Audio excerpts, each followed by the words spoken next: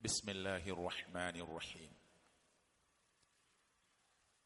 الحمد لله رب العالمين نحمده ونستعينه ونؤمن به ونتوكل عليه ونعوذ بالله من شرور أنفسنا ومن سيئات أعمالنا اللهم صل على محمد وعلى آل محمد كما صليت على إبراهيم وعلى آل إبراهيم إنك حميد مجيد اللهم بارك على محمد وعلى آل محمد كما باركت على إبراهيم وعلى آل إبراهيم إنك حميد مجيد اتقوا الله حيثما كنتم أعوذ بالله من الشيطان الرجيم يا أيها الذين آمنوا اتقوا الله حق تقاته ولا تموتن إلا وأنتم مسلمون ആദരണീയരായ മുഅ്മിനീങ്ങളെ മുഅ്മിനാത്തുകളെ, അള്ളാഹുവിനെ ഭയപ്പെട്ട് കഴിവിന്റെ പരമാവധി നല്ല മുഅ്മിനായി, മുവഹിദായി, മുസ്ലിമായി, മുത്തഖിയായി ജീവിക്കാൻ നാം ഓരോരുത്തരും പരിശ്രമിച്ചുകൊണ്ടിരിക്കുന്നവരാണ്. കൂടുതൽ പ്രയത്നവും അധ്വാനവും പരിശ്രമവും മുസ്ലിമായി ജീവിച്ച് മുസ്ലിമായി മരിക്കാൻ വേണ്ടി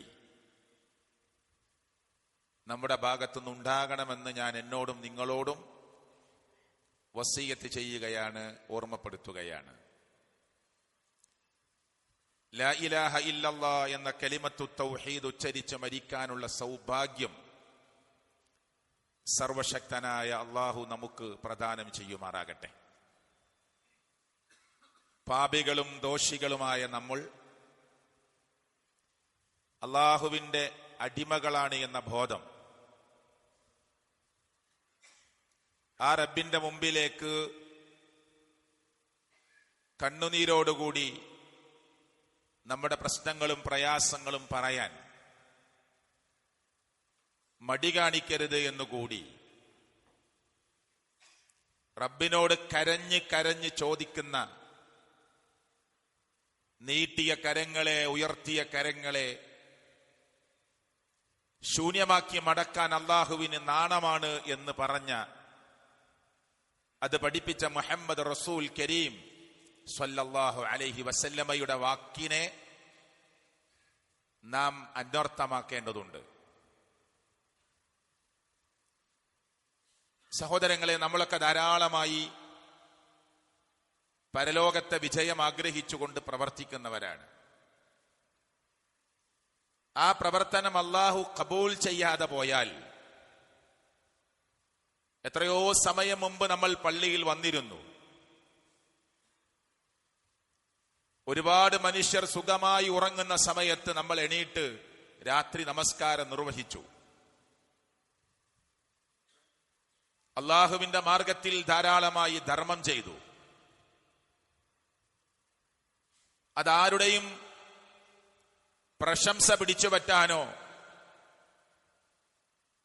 ഏതെങ്കിലും ആളുകളെ നമ്മളെ വാഴ്ത്തി പറയാനോ വേണ്ടിയല്ല. എല്ലാം നൽകിയ റബ്ബിന്റെ മുമ്പിൽ റബ്ബിനോട് നന്ദിയുള്ളൊരടിമയായി ജീവിക്കാൻ വേണ്ടി മാത്രമാണ്. അള്ളാഹു നമ്മുടെ കർമ്മങ്ങൾ, ദാനധർമ്മങ്ങൾ എല്ലാം സ്വീകരിക്കുമാറാകട്ടെ.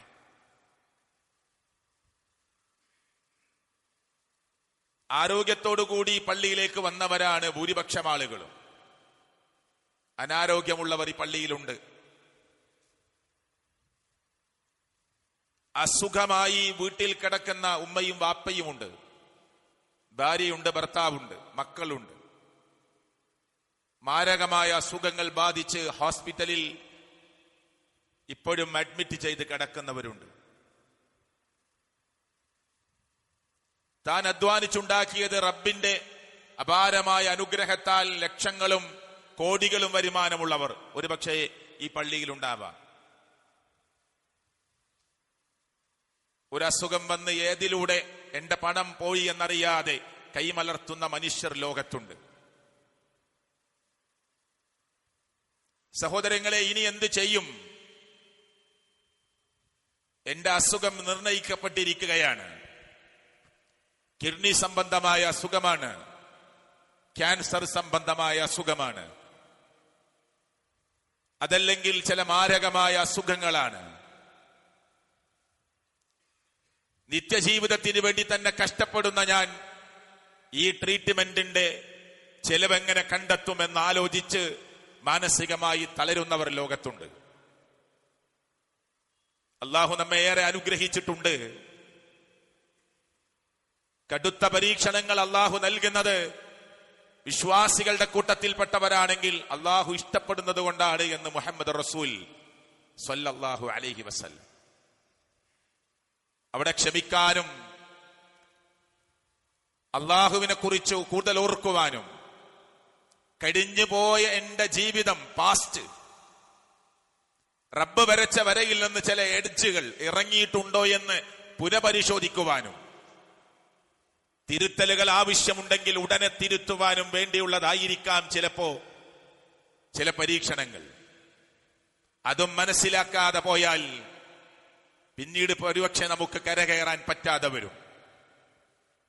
അതുകൊണ്ട് ജീവിതത്തിൽ ഏൽക്കുന്ന ചെറുതും വലുതുമായ ആഘാതങ്ങൾ എന്റെ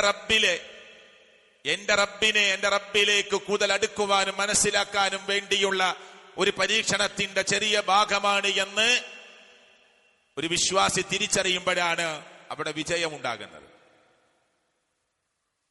കുറെ പ്രവർത്തിച്ചിട്ട് അവസാനം അള്ളാഹുവിന്റെ മുമ്പിൽ എല്ലാം ധൂളികളായി കൂട്ടിയിട്ട വെണ്ണീർ പോലെ ചാരം പോലെ പറന്നു പോകുന്ന ഒരു ടീമുണ്ട് എന്ന് അല്ലാഹു തആല മുഹമ്മദ് നബി സല്ലല്ലാഹു അലൈഹി വസല്ലമയിലൂടെ പഠിപ്പിച്ചിട്ടുണ്ട്. ആ ഹദീസ് ഇൻഷാ അല്ലാഹ് ഞാൻ ഈ ഖുത്ബയിൽ കേൾപ്പിക്കും. പരിശുദ്ധ ഖുർആനിൽ ഒരു സ്ഥലത്ത് അല്ലാഹു പറയുന്നത് ഖുൽ ഹൽ നുനബ്ബിഉകും ബിൽ അഖ്സരീന അഅമാല, നബിയെ പറഞ്ഞു കൊടുക്കൂ, പ്രവർത്തിച്ചിട്ട് എല്ലാം നഷ്ടമായ ടീമിനെ കുറിച്ച് വിവരമറിയിച്ചു കൊടുക്കൂ പ്രവാചകരെ. അല്ലദീന ളല്ല സഅയുഹും ഫിൽ ഹയാത്തി ദുനിയ വഹും യഹ്സബൂന അന്നഹും യുഹ്സിനൂന സുനഅ, അവർ വിചാരിക്കുന്നത് ഞങ്ങൾ ചെയ്യുന്നതെല്ലാം വളരെ നല്ല പ്രവർത്തനമാണ് എന്നാണ്. പക്ഷേ പ്രവർത്തിച്ചിട്ട് എല്ലാം നഷ്ടപ്പെട്ട ഒരു ടീമിനെ കുറിച്ച് വിവരമറിയിച്ചു കൊടുക്കൂ പ്രവാചകരെ എന്ന് അല്ലാഹു തആല പരിശുദ്ധ ഖുർആനിലൂടെ പറയുന്നുണ്ട്. പ്രവർത്തിച്ചിട്ട് എല്ലാം നഷ്ടമായ ഒരു ടീം എന്ന് ആലോചിച്ച് നോക്കൂ. നമ്മളൊക്കെ നേരത്തെ പള്ളിയിലെത്തി എന്ന് ഞാൻ പറഞ്ഞു. സുബഹിയുടെ ജമാഅത്തിന് പള്ളിയുടെ എത്രയോ കിലോമീറ്റർ അപ്പുറം നിന്ന് നടന്നും വാഹനങ്ങളിലുമായി പള്ളിയിലേക്ക് വരുന്നു. രാത്രിയിൽ എല്ലാവരും ഉറങ്ങിക്കിടക്കുമ്പോ നമ്മൾ എഴുന്നേറ്റ് നമസ്കരിക്കുന്നു. അല്ലാഹുവേ സ്വീകരിക്കണേ അല്ലാ, കബൂലാക്കണേ അല്ലാ. റബ്ബ് സ്വീകരിക്കാതിരുന്നാൽ അതൊന്ന് പരിഗണിക്കണേ എന്ന് പറയാൻ ആരുമില്ല പ്രിയപ്പെട്ടവരെ. റബ്ബിന്റെ കോടതിയിൽ അത് റബ്ബ് പരിഗണിക്കുന്നില്ലെങ്കിൽ അതൊന്ന് പരിഗണിക്കണേ അല്ലാ എന്ന് പറയാൻ ഒരാളും റബ്ബിന്റെ കോടതിയിൽ നമുക്ക് വേണ്ടി ശബ്ദമുയർത്താനുണ്ടാവുകയില്ല. അത് നീതിപൂർവമായ കോടതിയാണ്. വളരെ പ്രധാനപ്പെട്ട ഒരു സംഭവമാണ് ഞാൻ ഹദീസിലൂടെ നിങ്ങളെ കേൾപ്പിക്കാൻ പോകുന്നത്. ഈ ഖുത്ബയിൽ ഇത് മാത്രം നിങ്ങളെ ഓർമ്മപ്പെടുത്താനാണ് ഞാൻ ആഗ്രഹിക്കുന്നത്. അൻ സൗബാൻ അനി നബി സല്ലല്ലാഹു അലൈഹി വസല്ലം, പ്രവാചകൻ സല്ലല്ലാഹു അലൈഹി വസല്ലമയിൽ നിന്ന് ഉദ്ധരിക്കുകയാണ്. അന്നഹു ഖാല, അല്ലാഹുവിന്റെ പ്രവാചകൻ സല്ലല്ലാഹു അലൈഹി വസല്ലമ പറയാണ്, ലഅഅലമന്ന അഖ്വാമൻ മിൻ ഉമ്മത്തി യഅ്തൂന യൗമൽ ഖിയാമഹ ബിഹസനാത്തിൻ അംസാലി ജിബാലി തിഹാമത ബീളൻ. ശരിക്ക് ശ്രദ്ധിച്ചു കേട്ടോളൂ എല്ലാവരും.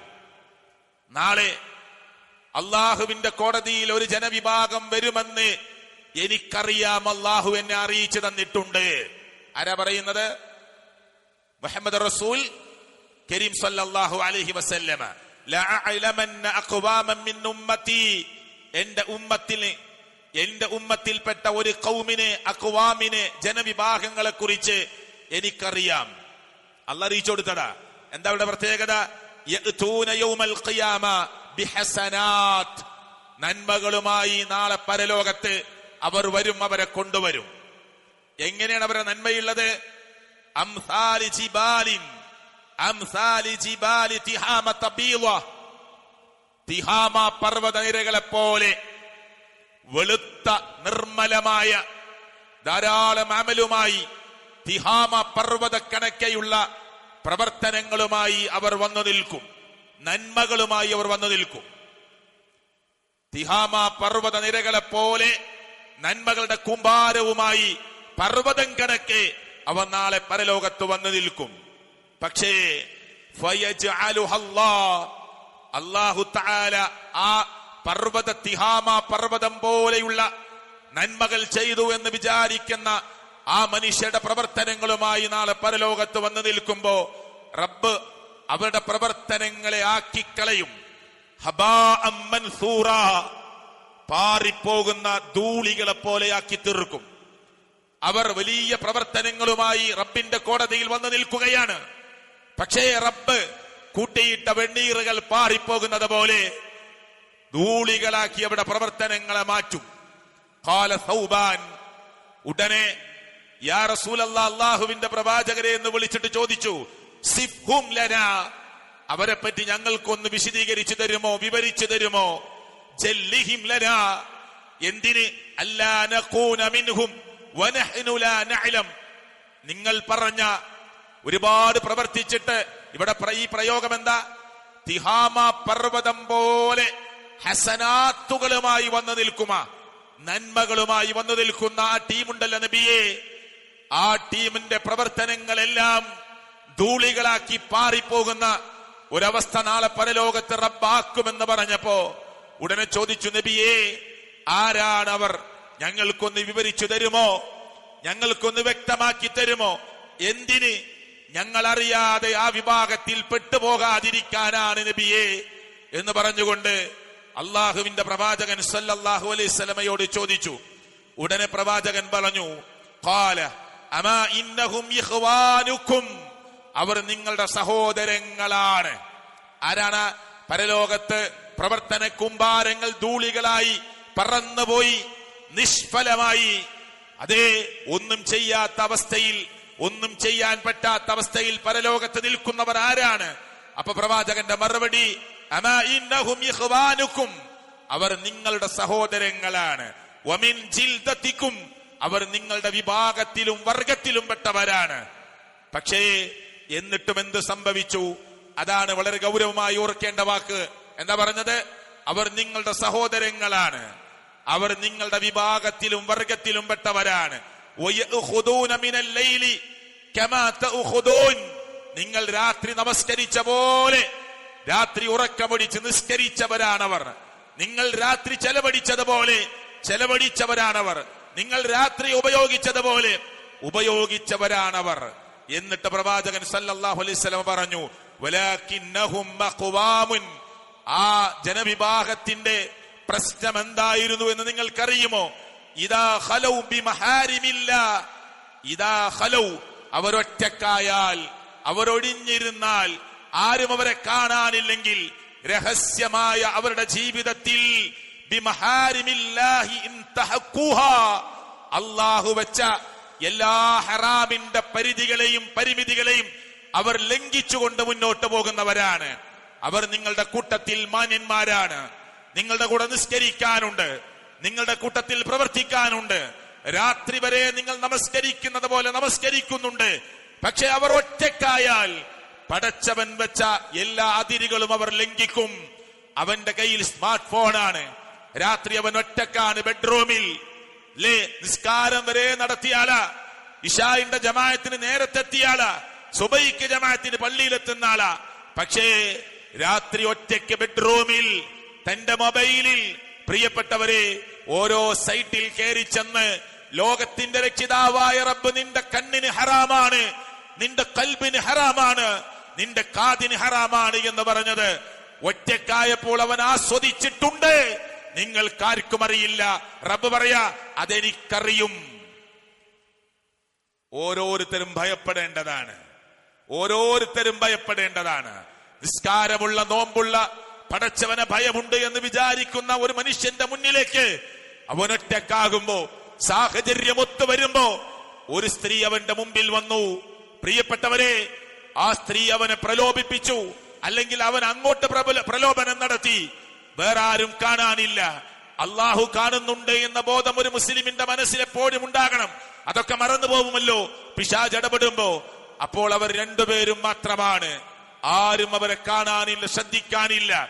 അപ്പൊ എന്റെ ഹൃദയത്തിന്റെ ഉള്ളറകളിൽ നിന്ന് പടച്ചവനെ ഭയപ്പെട്ടോ റബ്ബ് കാണുന്നുണ്ട് എന്ന വിളിയാളും എന്റെ ഹൃദയത്തിൽ നിന്ന് ഉയരുമോ? ഇല്ലെങ്കിൽ പ്രവർത്തന കൂമ്പാരങ്ങളുമായി വന്നു നിൽക്കുമ്പോ പടച്ചവൻ പറയും, നീ എല്ലാറ്റിനും ഉണ്ടായിരുന്നു, പക്ഷെ നീ ഒറ്റക്കായപ്പോ നീ ഞാൻ വെച്ച സർവഹറാമിന്റെ കടമ്പകൾ മുറിച്ചു കടന്ന്, പരിധികൾ മുറിച്ചു കടന്ന് പോയിട്ടുണ്ട് നിന്റെ സ്വകാര്യതയിൽ.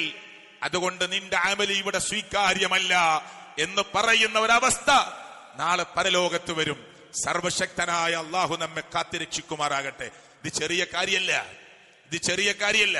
പിശാചിങ്ങനെ ഒരു മുസ്ലിമിനെ ശിർക്കിലേക്ക് ഇങ്ങനെ വലിച്ചു കൊണ്ടുപോകാൻ നോക്കും. കിട്ടുന്നില്ലെന്ന് കണ്ടാൽ പിശാച് ആ സ്റ്റെപ്പ് ഒഴിവാക്കി അടുത്ത സ്റ്റെപ്പാകുന്ന ബിദ്അത്തിലേക്ക് അവനെ വിളിക്കും. കണ്ടില്ലേ എന്തൊരാവേശമായിരിക്കും മനുഷ്യർക്ക്. ഞാൻ സാന്ദർഭികമായിട്ട് പറയാ, റജബ് വന്നപ്പോ ഇല്ലാത്ത നോമ്പെടുക്കാൻ മുസ്ലിങ്ങൾക്ക് ആവേശല്ലേ? മദ്രസയിൽ മീറ്റിംഗ് അല്ലേ? രക്ഷിതാക്കളെ മുഴുവനും വിളിച്ചു കൂട്ടിയിട്ട് പറയാണ്, ദാ 27-ാം രാവിലെ നോമ്പുണ്ട്. പറഞ്ഞില്ലേ നമ്മളെ നാട്ടിലൊക്കെ മെഹറാജിന്റെ നോമ്പാണ്. അങ്ങനെ നോമ്പുണ്ടോ? ഒരു സ്വഹീഹായ ഒരൊറ്റ ഹദീസ് പോലും ആ വിഷയത്തിൽ വന്നില്ലെന്ന് മാത്രമല്ല, പണ്ഡിതന്മാരായ മുഴുവൻ പണ്ഡിതന്മാരും പറഞ്ഞു ഇത് കെട്ടിച്ചമച്ചുണ്ടാക്കിയ ഹദീസല്ലാതെ ഒരു സ്വഹീഹായ ഹദീസ് പോലും അതിനില്ല. എന്നാ എല്ലാ തിങ്കളാഴ്ച നോമ്പില്ലേ? സുന്നത്ത് നോമ്പ്, അതിന് ആവേശമുണ്ടോ മുസ്ലിങ്ങൾക്ക്? അതാ ബിദ്അത്തും സുന്നത്തും തമ്മിൽ വ്യത്യാസം ശരിക്കും മനസ്സിലാക്കാനാണ് ഞാനിത് പറയുന്നത്. ഇനി നമ്മളിപ്പോ ഷഅബാനിലേക്ക് കയറി, ഇനി ഷഅബാനിൽ ഇല്ലാത്ത നോമ്പ് എന്ന് പറഞ്ഞ് ഒരു നോമ്പ് വരും.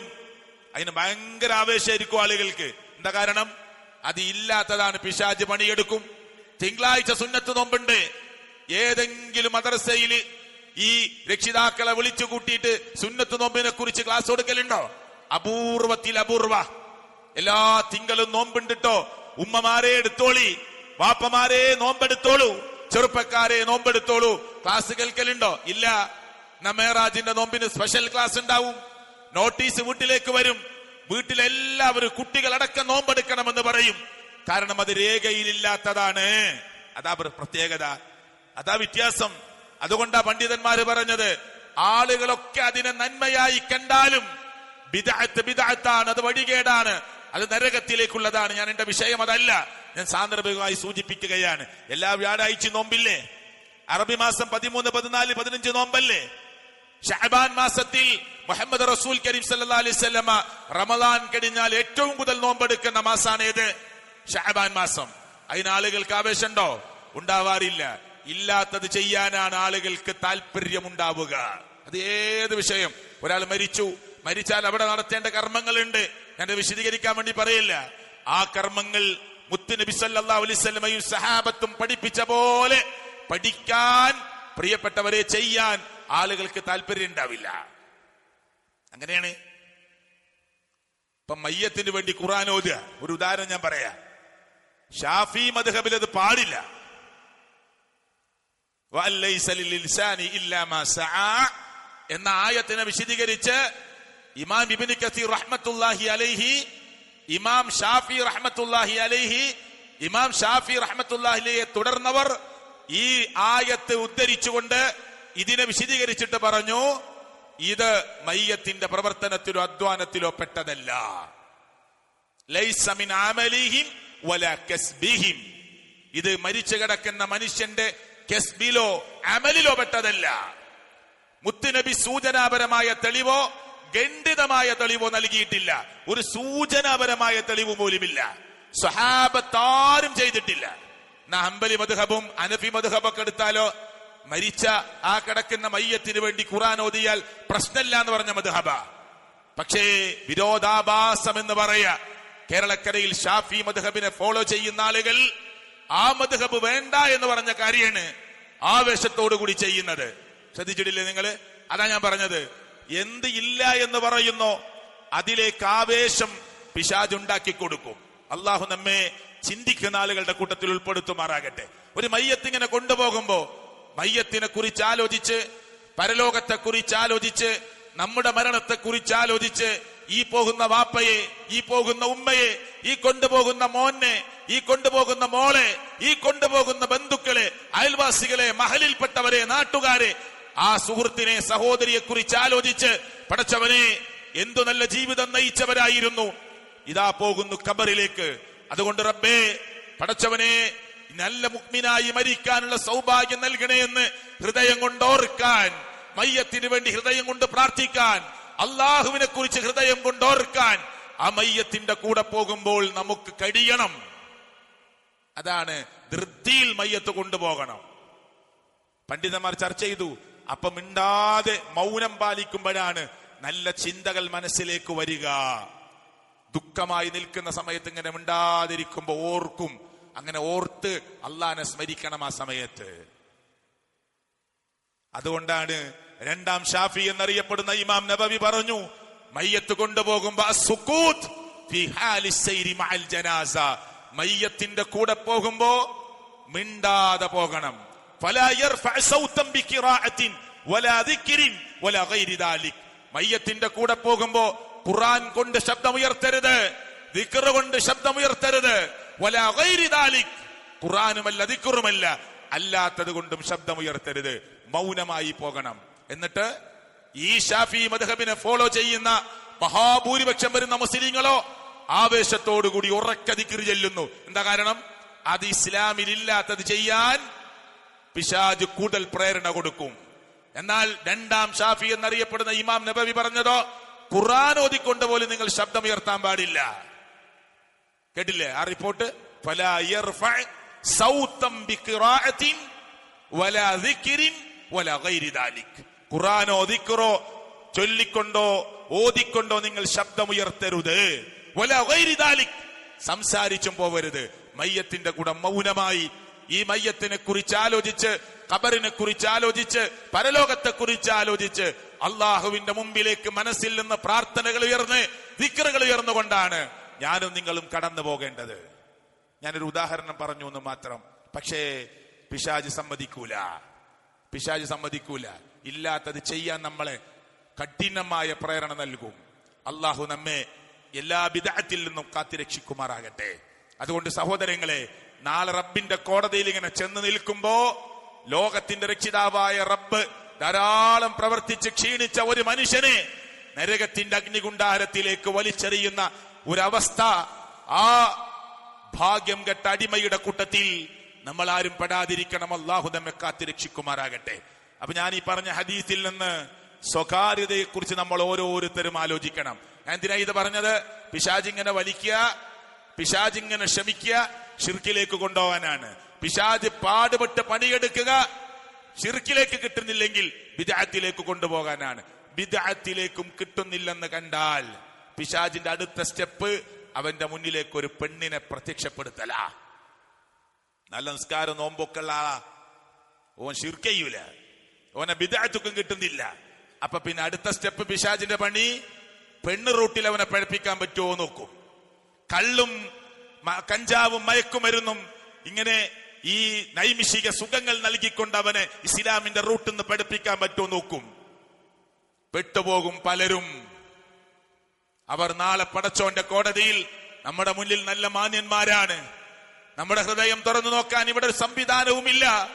റബ്ബിനറിയാം. ഈ പള്ളിയിൽ വന്ന നമ്മൾ ഓരോരുത്തരെ കുറിച്ചും, സംസാരിക്കുന്ന എന്നെ കുറിച്ച്, കേൾക്കുന്ന നിങ്ങളെ കുറിച്ച്, ഹൃദയത്തിന്റെ തുടിപ്പും മിടിപ്പും അറിയുന്ന റബ്ബിനറിയാം ഇവരുടെ ഹൃദയം എന്താണ് എന്ന്, ഇവിടെ നീയത്ത് എന്താണ് എന്ന്, ഇവിടെ രാവെങ്ങനെ, ഇവിടെ പകലെങ്ങനെ, ഇവിടെ പാസ്റ്റ് എങ്ങനെയായിരുന്നു, പ്രസന്റ് എങ്ങനെയാണ്, ഫ്യൂച്ചർ എങ്ങനെയായിരിക്കും, അള്ളാഹുവിനറിയാം. നമുക്കതിന് സ്വാതന്ത്ര്യം തന്നു. റബ്ബ് നമ്മെ ഏറ്റവും നല്ല വഴിയിൽ നടന്ന ആ മുൻഗാമികളെ മാതൃകയാക്കിക്കൊണ്ട് നല്ല വഴിയിലൂടെ മുന്നോട്ട് പോകാൻ സർവശക്തനായ റബ്ബ് നമുക്ക് തൗഫീക്ക് നൽകുമാറാകട്ടെ. അതുകൊണ്ട് സഹോദരങ്ങളെ, ഗൗരവമായി ഓർക്കാൻ വേണ്ടിയാണ്. നമുക്കൊക്കെ സുഖലോലുപതയിൽ പലതും മറന്നു പോകാറുണ്ട്. നമ്മളിങ്ങനെ വിചാരിക്കുകയാണ്, ഇപ്പൊ എനിക്കെന്താ ഇപ്പൊ കുഴപ്പമില്ലേ, എനിക്ക് 2 മക്കൾ ഉഷാറാണ്, നല്ല ബിസിനസ് ഉണ്ട്, നല്ല കച്ചവടമുണ്ട്, കുഴപ്പമില്ലാത്തൊരു ജീവിതമുണ്ട്. ഒരു ചെറിയ അസുഖം പ്രിയപ്പെട്ടവരെ തന്ന് പരീക്ഷിച്ചാൽ ചിലപ്പോ എല്ലാം നഷ്ടപ്പെട്ടു പോകും. റബ്ബ് തന്നതാ. അതുകൊണ്ട് അവൻ തന്നതിനെ കുറിച്ച് ശരിക്കുള്ള ഓർമ്മ ഉണ്ടാകണം. നന്നായി മഗ്ഫിറത്ത് ചെയ്യണം. റബ്ബ് അനുഗ്രഹിക്കുമാറാകട്ടെ. മനസ്സിന്റെ ഉള്ളിൽ നിന്ന് എപ്പോഴും പടച്ചോനെ വല്ല പിഴവും സംഭവിച്ചിട്ടുണ്ടെങ്കിൽ പുറത്തു കൊണ്ടല്ല. ധൃതി കാണിക്കാൻ പറഞ്ഞിട്ടില്ലേ അല്ലാ? അല്ലേ? ധൃതി കാണിക്കാൻ പറഞ്ഞില്ലേ? വസാരിഉ, നിങ്ങൾക്ക് അറിയുന്നരായത്ത വസാരിഉ ഇലാ മഗ്ഫിറത്തിൻ മിർ റബ്ബിക്കും, നിങ്ങളുടെ റബ്ബിന്റെ അടുക്കൽ നിന്നുള്ള മഗ്ഫിറത്തിനു വേണ്ടി എന്താ പറഞ്ഞത്? ധൃതി കാണിച്ചോളൂ. ചെറുപ്പക്കാരെ, തളിപ്പറമ്പ് ഈ പള്ളിയിൽ വന്നവരെ, നാളെ കഴിയട്ടെ, 2 ദിവസം കഴിയട്ടെ, 1 മാസം കഴിയട്ടെ, ചിന്തിക്കണ്ട. തെറ്റുണ്ടോ? ജുമാ കഴിഞ്ഞിട്ട് സുന്നത്തും കഴിഞ്ഞിട്ട് അവിടെ ഇരുന്ന് റബ്ബിനോട് കരഞ്ഞു പറ. സുന്നത്ത് നമസ്കാരങ്ങളിൽ സുജൂദിൽ കുറച്ച് സമയം ദീർഘമായി കിടന്ന് മനസ്സുകൊണ്ട് റബ്ബിനോട് പറ. കുറച്ച് കഴിയട്ടെ എന്ന് തീരുമാനിക്കല്ലേ. സാരിഉ ഇലാ മഗ്ഫിറത്തിൻ മിർ റബ്ബിക്കും വജന്നത്തിൻ അർളുഹ അസ്സമാവാതു വൽ അർള് ഉഇദ്ദത് ലിൽ മുത്തഖീൻ. മുത്തഖീങ്ങൾക്ക് ഒരുക്കി വെച്ച, അല്ലാഹു തയ്യാറാക്കി വെച്ചിട്ടുള്ള ആ സ്വർഗത്തിന് വേണ്ടി, ആകാശഭൂമിയോളം വിശാലമായ സ്വർഗത്തിന് വേണ്ടി നിങ്ങൾ ധൃതി കാണിക്കണേ.